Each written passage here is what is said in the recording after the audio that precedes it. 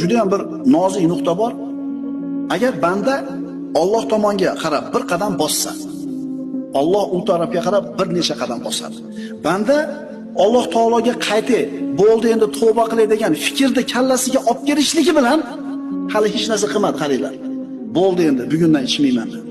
Bo'ldi bugundan boshlab namozni boshlayman dedi.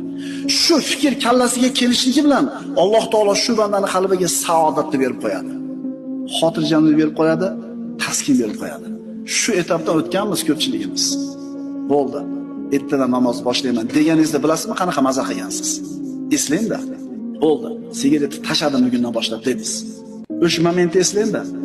Alloh taolo bandasini tavbasiga shuna bir mushtoq bo'lib turadi. Alloh taolo bandasini tavba qilishini shunaqa yaxshi ko'radi. Hali hech narsa qilmadi. Nima qildi faqat? Bo'ldi.